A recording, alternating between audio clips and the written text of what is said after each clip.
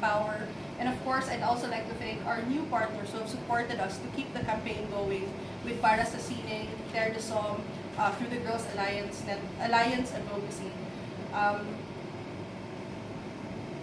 This is something that we thought would be for the 16-day campaign against violence against women and children last November 25 to December 10.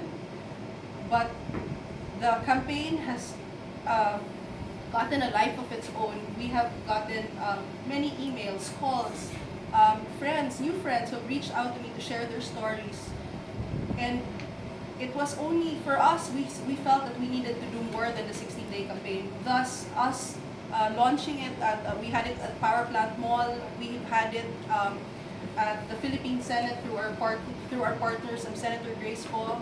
We have been in Quezon City Hall through Mayor Joy Belmonte, and of course several malls such as Gateway, Podium, and we see this the first year as more of advocacy and awareness. We want to create discussion about the topic.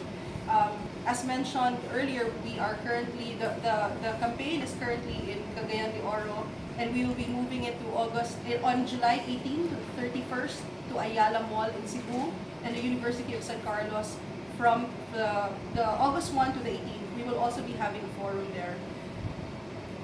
This is something that we hope will not just end on advocacy and awareness. We hope that we want to change policy regarding our rape laws. We want to, as the office of, as Sir Barry said earlier, we would like to have this also under our gender development programs. All local government agencies have that budget, and we hope that the topic of gender-based violence can be one of the activities that they have.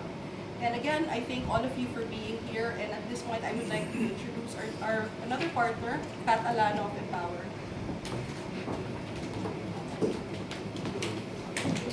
Good morning, everyone. Ambassador Freeze and your lovely wife, Susan, thank you so much for having us in your home today. It's great to be here. I'm Catalano from Empower Philippines. I have fought against rape culture in this country for the past 5 years.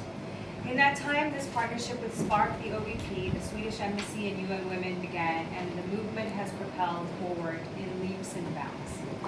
Filling the silence around rape culture in this country, Respeto Naman has made a wave which is echoing in different parts of the Philippines. Other schools and orgs are creating their own initiatives in line with ours, and more victims are feeling brave enough to speak up, reach out to us for help, and even offer their own clothes to add to our campaign. This is huge. This is the Me Too movement we have so desperately needed in our country. With other voices in this country fighting the same battle, we have slowly begun to connect the dots. And with this project now traveling around, we will be able to reach even more of those who need us in their lives.